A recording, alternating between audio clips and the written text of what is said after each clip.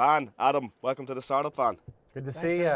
Welcome back to both of you. Yeah, actually. both of you. Great to be here. Two Startup Van veterans back in. This is a nicer one though than the last one in Chicago. Yes, it was. It was. Yeah, I love this. This is deluxe. Plush. It's very You guys plush. are doing very well now. Yeah.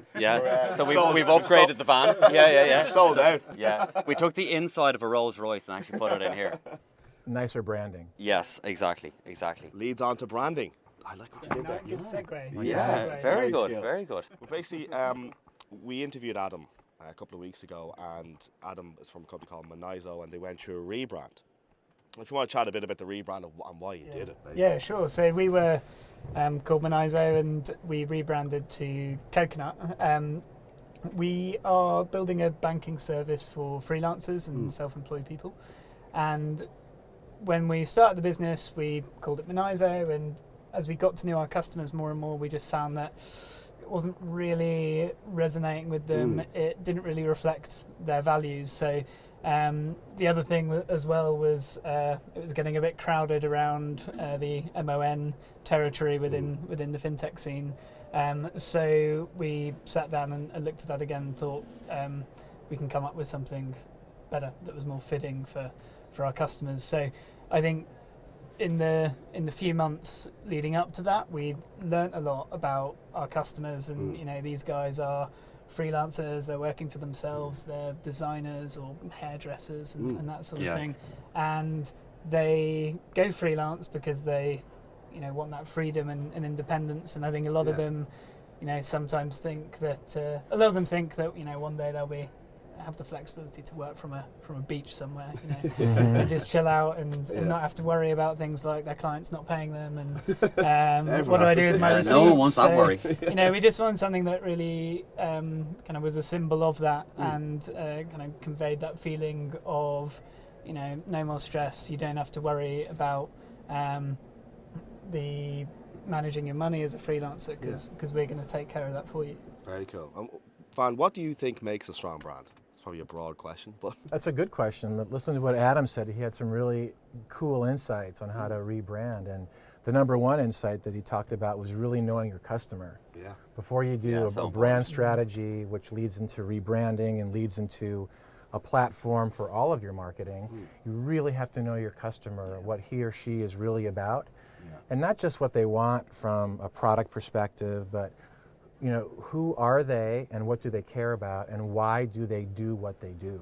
Okay. And so, Adam went through that today and he talked about that and really got to know who they are, and the idea of rebranding to Coconut, I think, fits perfectly because it's a really nice name. sounds Yeah, great. of course, It draws you in. It's optimistic, it's friendly, and I love the insight about these freelancers, which means that they're doing it for a living. They're doing it for a reason, right? They want to freelance because they want to balance life. They want to do what they want to do. They want to take their time back, and it would be great if they could do their job from a beach. Exactly. So that I think we'd all be happy there. I think that works perfectly, and there's a belief system in there somewhere, right? Yeah. And a brand strategy should connect with people at a deeper level, right?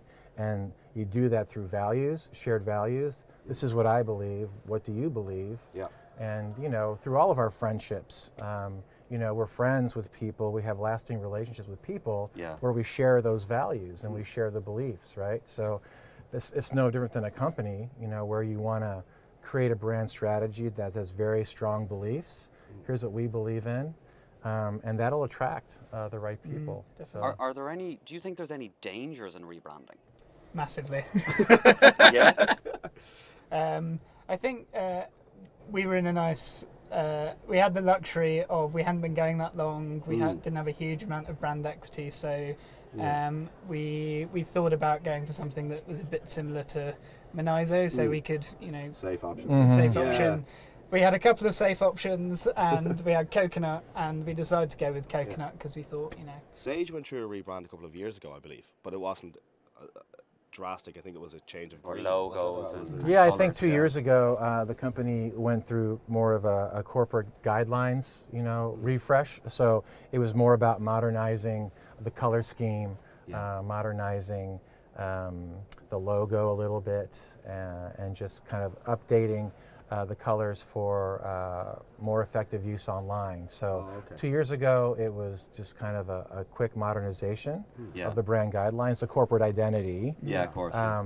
But still, the company, we didn't have a brand strategy. So Sage, had been had a federated model in the past where it was like, 23 independent kind of business units doing your own thing, and we grew through acquisition, mostly. So Yeah. I was hired about a year ago to transform the brand, really from a house of brands, to one branded house. Yeah. And so to do that, you have to have a brand strategy. You have to have a platform for the brand, values and a belief system, which drive into a whole new look and feel, a color scheme, a new messaging, more authentic, more human, and just a communication to our customers, small, medium business owners saying, we get you. Yeah. We get that, you work 70 hours a week, that you've spent your life savings, on your business, that you're doing it because you have to. It's almost like you're driven to do it. It's your destiny to do it. Yeah. And you're responsible for 2/3 of all the jobs, and you're really heroes. You guys, all three of you, you're heroes. Yeah. You're heroes of the economy. But every day wasn't peaches and cream, was No, it? not at all. Every Not at day all. is not easy. It's hard. Yeah, of course. And so, we don't want to show you, the heroes of the economy, like smiling with manicured looks and everything's fantastic, because you don't connect with reality. that. Yeah, It's it's not not. reality. But you connect with the drama and the love and just the hard work, So that's, we're moving the brand into the quadrant of high drama and love, where we're saying, we get you guys. Yeah. We know it's not easy, and we know you're the heroes of the economy. So we want to play that back to you and show you yourselves in that kind of moment where you've just conquered something, Yeah. and you have that look of you're tired, but you're determined and you're proud. It's that kind of way that we want to connect with small and medium businesses. And so, and we know that you don't want to be called small No. or medium or put in any kind of a box, right? And so we don't want to call you that. We want to call you business builders. And so because you come here every day and you're trying to build something for your family, for your community, for your employees, for yourself. And so the idea of business builders, we think like Coconuts, it's nice, it's optimistic, and people will be drawn to it. So this mantra of business builders build on, is what we've landed on, and we've recreated, the corporate ID and our messaging, and you see that kind of brand strategy here. definitely. I must at say, Summits. it does Sage. There is something about Sage that we know Sage has been around for years, Yeah. right? But there is something that's very fresh about it. Like, it does look fairly fresh. So the rebranding has worked really well, I think, Has, personally, for without a Sage, doubt. anyway. And the reason we wanted to get Van and Adam in today was because Sage is a large corporation. Everybody knows that. It's been around a long time. Adam is from the Coconut, which is a startup. But the point is that when it comes to brand and when it comes to business, you're not so different. It's No, the about principles are customer. the same. Exactly. Yeah, and that's what we want It's to show about the today. customers, and it's about values and a belief system, and connecting with your audience at a deeper level, at an authentic human level. And I think that word connecting is so important. I think if you can achieve that, and almost, your customers look at you and they say, you get me. I think if you can achieve that, then that allows you to connect with them and form a really good relationship. Yeah. With your That's customers. what and they'll customers talk about want. you too. Yeah. And they'll That's Yeah. all they want. Yeah. Is that It's you called get what they emotional need. branding, and you can't explain it. But if you can do that and you can connect with them authentically, and you really get across that I get you, and you do the right thing by them, your business just takes off. It's fantastic. So one really, really important bit of advice, Van, while we have you in the van. Oh no. What bit of advice? No, look, just around. Don't worry, I'm not going to put you on the spot. Okay. Just around branding. So if a company, a startup, big company, doesn't have to be a startup, came to you and said, we are thinking about rebranding, what crucial bit of advice do you think you could give them? Well, there's different aspects of rebranding. There's a name change, which is kind of a big deal, Yeah, yeah, of depending course. on who you are and what stage you're in. I mean, for your company, I'm sure there was risk, but it's not like you've been in business for 20 years and all of a sudden you're going to change the name of your company or or you're acquired by somebody and you take on that company's name. I mean, that's a more serious undertaking, and there are risks in that. If you don't do it right, then it could hurt your business. But I think whether you're a startup or a mid-sized company or a large company, and maybe your marketing has been a bit all over the place, maybe you've been focused on the product message and speeds and feeds and things like that, and you want to develop a proper brand strategy and to unite your marketing together, and to connect with your customers at a deeper level and to differentiate yourself from the competition. Because let's face it, in most categories, the products that different vendors sell are about the same. You know, unless you are a major disruptor, like a Google comes along, or Facebook comes along, or companies that are Airbnb or Uber, those kind of companies that develop something completely different and change a whole industry, but it doesn't happen all the time, right? So most of the time, you're competing with your competitors and the products are similar, so how do you differentiate? That's through emotional branding.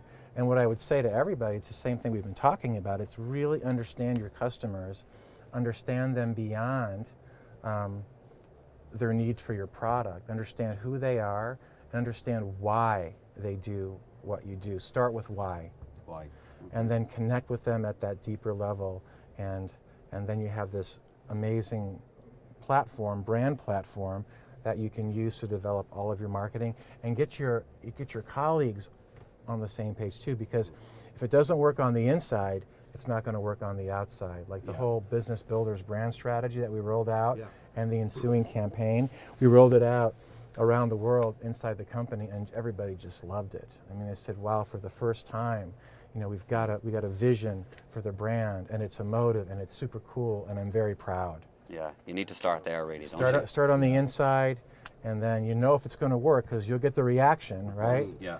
And then people will be galvanized, they'll be on the same page, they'll be super excited, it'll build up morale, and then they all become brand ambassadors, right? Yeah. And then you have to create the internal materials, the brand handbook, and make sure they understand the brand deeply, and then they can be the brand ambassadors, and they can take it out. Because it's important that you communicate the same brand strategy and messaging at every touch point. Yeah. And you have a lot of employees and colleagues that communicate outside the company to customers and prospects. So it becomes natural then as well, doesn't it? It becomes natural, Brilliant. Absolutely fantastic. Well, we wanted to see, could we show in this interview the similarities between a company the size of Sage and a startup, and what's there? Mission accomplished. Absolutely fantastic, guys. So thank you so much. I'm glad we passed the test. You did. You passed. Now the next test. Oh no. Thank you so much, guys. Thank you very much. Thank you. It's always a pleasure. Brilliant. Thank you.